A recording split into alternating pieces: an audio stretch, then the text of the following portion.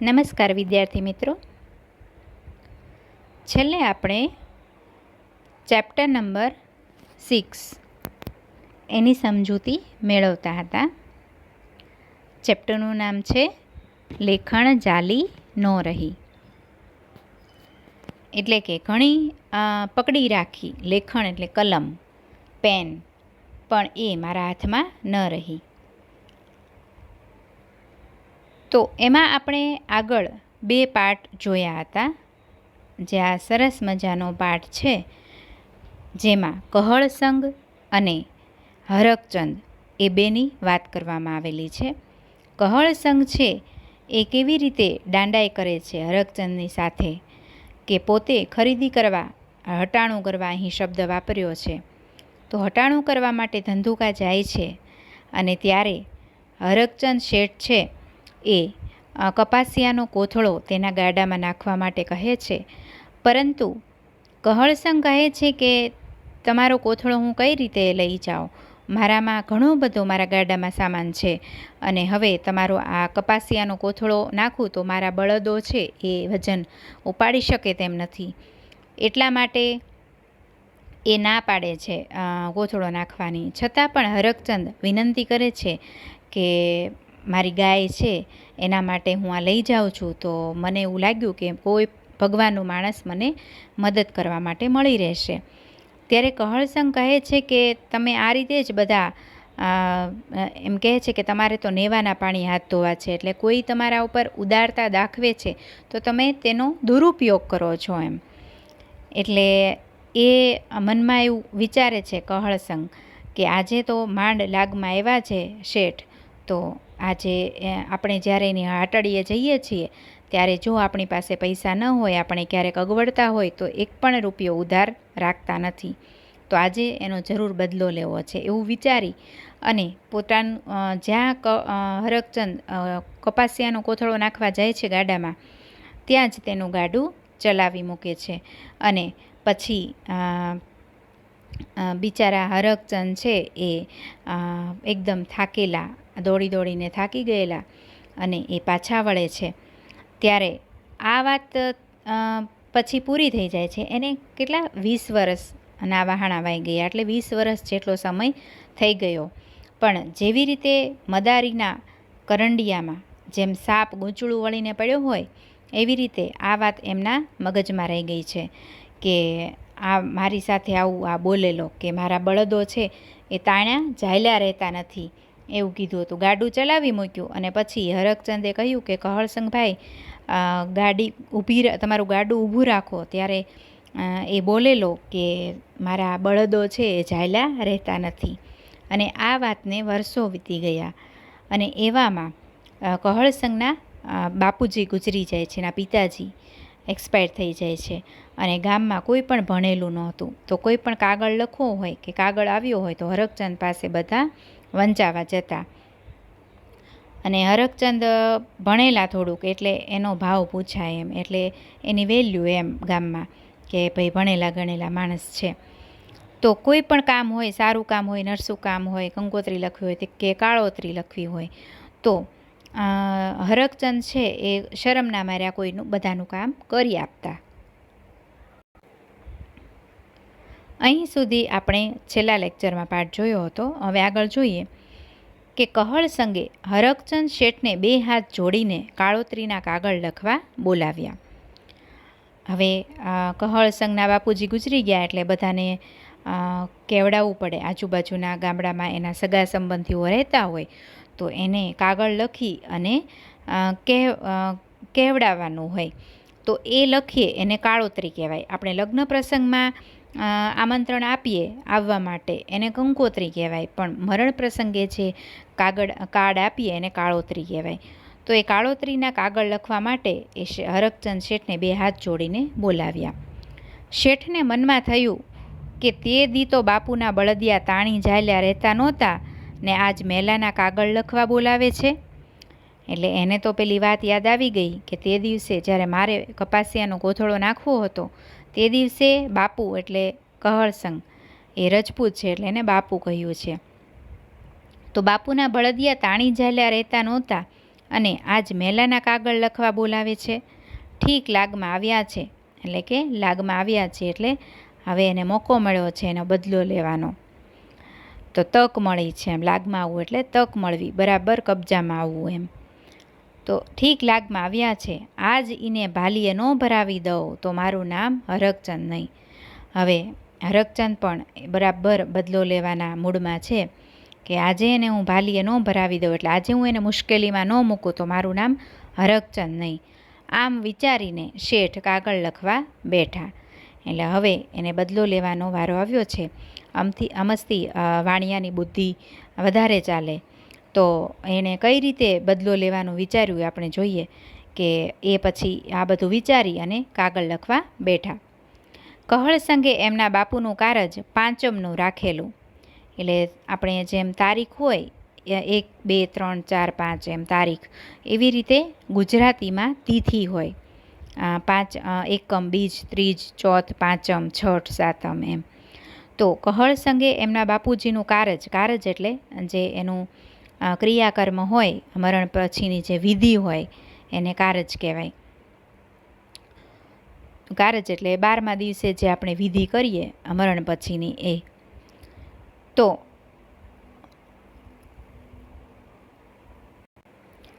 પાંચમનું કારજ રાખેલું અને શેઠિયાએ થોડાક કાગળ પાંચમના, થોડાક છઠના, થોડા સાતમ, આઠમ અને નોમના તથા થોડા દસમના 11ની તિથિના લખીને જવા દીધા. હવે તમે જુઓ વાણિયા બુદ્ધિ કે એમણે કારજ એનું પાંચમનું રાખેલું, પણ શેઠિયાએ જે કાગળ લખ્યા તો બધા મહેમાનને લખવાના હોય, જે એના સગાવાલા હોય બધાને. તો અમુક કાગળમાં પાંચમનું લખ્યું કે પાંચમના દિવસે કારજ છે, અમુક કાગળમાં છઠના દિવસે કારજ છે એવું લખ્યું. તો સાતમ, આઠમ, નોમ ને દસમ ને 11 આટલા બધા દિવસનું અલગ અલગ કાગળમાં લખી અને જવા દીધું. પછી તો ભાઈ 1 દિવસનું કારજ હતું એ લગાતાર 7 દિવસ ચાલ્યું. કેવું થયું પછી કે કારજ તો 1 દિવસનું જ હોય 12મા દિવસે, અને તે દિવસે બધા જે મહેમાનો સગા સંબંધીઓ આવવાના હોય તો એ આવી અને એની પાછળ જે જમણવાર હોય એ જમી અને જતા રહે. પણ આ કારજ કેટલા દિવસ ચાલ્યું? 7 દિવસ. ઓલ્યા જાય ને ઓલ્યા આવે, ઓલ્યા જાય ને ઓલ્યા આવે. ઓલ્યા એટલે પહેલાં મહેમાનો જે છે એના માટે તળપદો શબ્દ વાપર્યો છે ઓલ્યા. એટલે એક મહેમાન જાય અને બીજા આવે એમ. જે પહેલાં થોડાક મહેમાન આવ્યા હોય એ આવીને જતા રહે અને બીજા મહેમાન આવી જાય. તો એ રીતે એનું કારજ 7 દિવસ સુધી ચાલેલું. કહળ સંઘના કુટુંબવાળા સંધાય વિચારમાં પડી ગયા કે માળું આ ચમનું વેતરાણું છે. એટલે કહળ સંઘના કુટુંબવાળા એ સંધાય એટલે બધા વિચારમાં પડી ગયા કે આ કંઈક આડું અવળું કપાણું છે એમ, એટલે કે આડું વેતરાણું છે એમ, કંઈક ખોટું થયું છે એમ. અલ્યા મેલાના કાગળ કોની પાસે લખાવ્યા હતા? એટલે કુટુંબના માણસો છે એ પૂછે તો ખરા કે આ મેલાના કાગળ છે એ કોની પાસે લખાવ્યા હતા? તો કાગળ તો હરકચંદ શેઠે લખી દીધા હતા.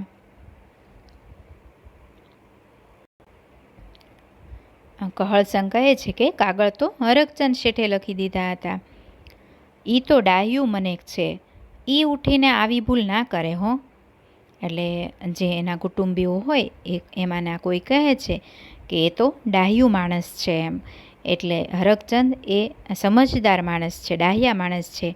ઈ ઉઠીને આવી ભૂલ ના કરે હો, એટલે એનાથી આવી ભૂલ ક્યારેય ન થાય એમ. શેઠિયાને બોલાવીને પૂછો તો ખબર પડે ને.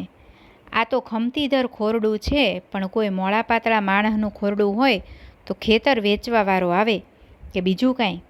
એટલે એમાંના અમુક લોકો કહે છે કે એને બોલાવીને પૂછીએ તો ખબર પડે કે આ કઈ રીતે આવું બન્યું કે બધા લોકો રોજ રોજ કારજમાં આવ્યા. તો એને બોલાવીને પૂછીએ તો ખબર પડે ને. એટલે આ તો ખમતીધર ખોરડું છે. ખમતીધર એટલે સદ્ધર છે, પૈસાદાર છે. ખોરડું એટલે એનું જે મકાન છે એટલે ઘર છે એનું. એટલે આપણે એમ કહીએ ને પૈસાદાર ઘર છે એમ. તો એને આ બધું પોસાય એમ, રોજ રોજ જમવાનું કરવું ને એવું બધું. તો શેઠિયાને કોઈ એમ કહે છે કે તમે શેઠિયાને બોલાવીને પૂછો તો ખબર પડે ને, આ તો ખમતીધર ખોરડું છે, પણ કોઈ મોળા પાતના માણસનું ખોરડું હોય તો ખેતર વેચવાવાળો આવે કે બીજું કાંઈ. એટલે શેઠ આવી ભૂલ કરે તો એને કહેવું પડે કે પૂછવું પડે કે આમ કેમ થયું, કેમ કે આ તો કહળસંગનું ઘર છે, એ થોડુંક પૈસાદાર છે, થોડુંક આમ સદ્ધર છે એટલે ચાલ્યું. બાકી મોળા પાતળા એટલે કે એકદમ મિડલ ક્લાસ હોય, જે આમ ઓછું કમાતા હોય અથવા તો પૈસા ઓછા હોય, એવું કોઈ ઘર હોત તો એને ખેતર વેચવાવાળો આવે કે બીજું કાંઈ થાય એમ. એટલે એને તો પછી આટલા બધા દિવસ જમણવાર કરીને એને તો ખેતર જ વેચવું પડે ને, કેમ કે પૈસો ખૂટી ગયો હોય. તો પછી શું થાય? તો હરખચંદ શેઠને તેડું મોકલ્યું. એટલે પછી હરખચંદને પાછા બોલાવવામાં આવ્યા. તેડું મોકલવું એટલે એને આમંત્રણ, નોતરું મોકલવું, બોલાવવા. શેઠિયાએ ઠાવકું મોં કરી માંડીને વાત કરી. એટલે એને પૂછવામાં આવ્યું કે હરખચંદ શેઠને તેડું મોકલ્યું. હાથમાં ધોતિયાનો છેડો ઝાલી, કની લાંબી લેખણ ખોસી, કનીને પણ કાને લેખણ ખોસી, લેખણ એટલે પેન, માથે રાતી પાંચાળી પાઘડી અને પગમાં મોજડી પહેરી શેઠ કહળસંગના ફળિયે આવ્યા. સૌ પૂછવા લાગ્યા, હરખચંદભાઈ, આ ચમનું બફાણું છે? એટલે કે હરખચંદ શેઠને તેડાવવામાં આવ્યા, બોલાવવામાં આવ્યા. એટલે એક હાથમાં ધોતીનો છેડો પકડી અને કાન ઉપર લેખણ એટલે કે પેન ભરાવી અને માથે પાંચાળી પાઘડી પહેરી અને પગમાં મોજડી પહેરી અને શેઠ કહળસંગના ઘરે આવ્યા. એટલે બધા લોકો પૂછવા લાગ્યા કે હરખચંદભાઈ, આ શું થઈ ગયું? આ કેવી રીતે આ ઉલટું થઈ ગયું બધું? શેઠિયાએ ઠાવકું મોં કરી અને માંડીને વાત કરી. ઠાવકું એટલે આમ સમજદારી જેવું, જાણે એમ કે સમજદાર માણસ હોય એ રીતે માંડીને વાત કરતા હોય એ રીતે ઠાવકું મોં કરી અને માંડીને વાત કરી. સાંભળો ભાઈઓ, વરહદી મોરની વાત છે. વરહ એટલે વર્ષ, વરહદી મોર એટલે વરસ પહેલાંની વાત છે. મોર એટલે પહેલાં, વરસ દિવસ પહેલાંની આ વાત છે. કહળસંગ ભાઈ ધંધુકે હટાણું કરી ગાડું લઈને ગામમાં આવતા હતા. એ વખતે બજાર સોંસરો હું કપાસિયાનો કોથળો લઈને એમના ગાડામાં મૂકવા ગયો. તેદી એમના પાણીયાળા સંધ્યા બળદો ઝાલ્યા નહોતા રહ્યા. એમના બાપુના કારજ ટાણે કાગળ લખતા મારી લેખણ ઝાલી ન રહી. બહુ તાણી ઝાલી ખમ માને તો ને. એટલે અહીં એ વાત કરે છે કે વરસ દિવસ પહેલાં કહળસંગભાઈ છે, કહળસંગભાઈએ ધંધુ કે જ્યારે ખરીદી કરવા ગયા ત્યારે એમનું ગાડું ગામ બાજુ આવતું હતું અને મેં એમના બજાર સોંસરો એટલે આર પાર જવું, એની વચ્ચે થઈને, બજારની વચ્ચે થઈને. તો બજારની વચ્ચે થઈને હું કપાસિયાનો કોથળો માથે લઈ એમના ગાડામાં મૂકવા ગયો. પરંતુ તે દિવસે એમના પાણીયાળા સંધ્યા બળદો, પાણીયાળા એટલે બળવાન, એના બળદોની જાત છે સંધ્યા. સંધ્યા બળદો ઝાલ્યા નહોતા રહ્યા. એટલે કે એમણે ઘણા ઝાલી રાખ્યા હતા પણ એ ઊભા નહોતા રહ્યા.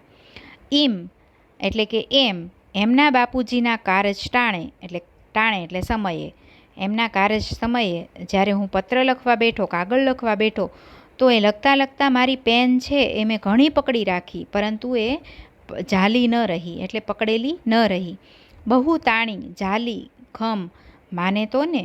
એટલે મેં મારી પેનને કહ્યું કે થોડી વાર ઊભી રહે ખમ, એટલે થોડી વાર રોકાઈ જા, બહુ તાણી, બહુ ઝાલી, પણ એ માને તો ને. વાત ડાહ્યા અનુભવીએ કહ્યું, હરખચંદ શેઠ, મૃત્યુ તો વહેલું મોડું સૌ કોઈનું આવવાનું છે, પણ મોતનો મલાજો જાળવવામાં આપણી માણસાઈ છે. એટલે અમુક લોકો સમજદાર હોય ને, ડાહ્યા માણસો હોય અમુક, તો એ અનુભવી લોકો, એણે કહ્યું કે હરખચંદ શેઠ, મૃત્યુ તો વહેલું મોડું સૌ કોઈનું આવવાનું છે, પણ મોતનો મલાજો જાળવવામાં આપણી માણસાઈ છે. એટલે તમારે જો બદલો જ લેવો હતો તો તમારે કોઈ બીજા પ્રસંગે લેવો હતો, પણ આ તો મૃત્યુનો પ્રસંગ છે અને ત્યાં આપણે મલાજો જાળવવો, મલાજો એટલે મર્યાદા. તો અહીં તો તમારે મર્યાદા રાખવી એ આપણી માણસાઈ છે એમ. એટલે મૃત્યુના પ્રસંગે આપણે આવી મજાક ન કરવી જોઈએ. તો મૃત્યુનો મલાજો જાળવવામાં જ આપણી માણસાઈ છે. એ પછી સંધાએ કહળસંગને પણ ઠપકો આપ્યો. એટલે પહેલાં હરકચંદ શેઠને કહ્યું અનુભવી લોકોએ, અને પછી બધાએ કહળસંગને પણ ઠપકો આપ્યો. શરમની મારી એમની આંખો ભોં ખોતરવા માંડી. વાઢ કાન ને આય સાન, તે દીથી કહળસંગની અક્કલનું તાળું ઉઘડી ગયું. આજની ઘડી ને કાલનો દી, એટલે કે વાઢ કાન ને આય સાન એટલે કે અનુભવે બધું સમજાય. એટલે એણે જે બદલો લીધો હતો હરકચંદ શેઠ સાથે, તો એનો પણ એને ચોક્કસ બદલો મળ્યો. એટલે એને પણ અનુભવ થયો. એટલે એને સમજ આવી, બુદ્ધિ, અક્કલનું તાળું ઉઘડી ગયું. એટલે કે એને બુદ્ધિ આવી ગઈ કે આવી રીતે આપણે કોઈને હેરાન ન કરવા જોઈએ. અને માણસને કામ ન આવે તો બીજું કોણ કામ આવે. તો બધાએ કહળસંગને ઠપકો આપ્યો એટલે શરમની મારી એ એકદમ ભોં ખોતરવા માંડ્યું. એટલે નીચું જોઈને ઊભા રહી ગયા કહળસંગ ભાઈ. આ શરમની મારી એમની આંખો ભોં ખોતરવા માંડવી એટલે નીચે જોઈને ઊભું રહેવું. અને વાડકારને સાન એ કહેવત છે, તેનો અર્થ છે અનુભવે બધું સમજાઈ જાય છે. અને તે દીથી એટલે કે તે દિવસથી કહળસંગને અક્કલનું તાળું ઉઘડી ગયું. એટલે કહળસંગને બુદ્ધિ આવી ગઈ. તે આજની ઘડીને કાલનો દી હજુ પણ એ વાતને ભૂલ્યા નથી. એટલે આ રીતે આપણે અહીં શીખ્યા કે કોઈ પણ માણસને જો આપણે વેંત નમીએ તો કોઈ આપણને હાથ નમે છે. એટલે કે આપણે કોઈને થોડું માન આપીએ તો આપણને સામેથી માન મળે છે. પણ આપણે જો કોઈના પ્રત્યે બદલાની ભાવના રાખીએ તો બીજા પણ એનો બદલો લઈ શકે છે.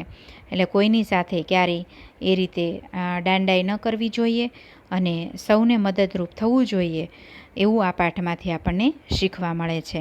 તો અહીં આ પાઠ પૂર્ણ થાય છે અને આપણે તેની શબ્દ સમજૂતી જોઈએ કે સીમાડો એટલે કે ગામની હદ, પાઘડીપનો એટલે પાઘડીના જેવો વિસ્તાર, લંબાઈમાં વધારે પણ પહોળાઈમાં ઓછો એવો, અમી દ્રષ્ટિ એટલે મહેરબાની, મીઠી નજર, વેરાન એટલે કે ઉજ્જડ, વસવાયાવરણ એટલે કે ગામ તરફથી પસાયતા બક્ષિસ આપી વસાયેલી જાતિ. એટલે કે વસવાયાવરણ મેં તમને કહ્યું હતું કે જે બક્ષી પંચમાં આવે છે એ લોકો બક્ષિસ આપી અને વસાયેલી જાતિ. વાજળી એટલે પવનનું વાવાઝોડું, બાચકું એટલે નાની ગાંસડી, વચાર એટલે વિચાર, હાટડી એટલે નાની દુકાન, ભોં એટલે જમીન, મોર એટલે પહેલાં, સંધિયા એટલે અહીં એક બળદની જાત છે, પાણીયાળા એટલે બળવાન, નરાતાર એટલે નરદજા નર્યું, નરાતાર ખોટું બોલે છે એવું કહીએ ને, એટલે કે નર્યું ખોટું બોલે છે એમ. કાળોતરી એટલે મૃત્યુ સમયે લખાતો પત્ર, કારજ એટલે મરણ પછીના 12મા દિવસે થતો વિધિ, સંધાય એટલે બધા જ, સૌ, ખમતીધર એટલે સદ્ધર પૈસાદાર, ખોરડું એટલે ખોલી, ઓરડી અને માટીની ભીતનું નાનું ઘર, સોંસરો એટલે આરપાર જવું અહીં વચ્ચે થઈને. તો આજે આપણે અહીં અટકીએ છીએ અને હવે પછીના લેક્ચરમાં આપણે આની એક્સરસાઇઝ જોઈશું. Thank you.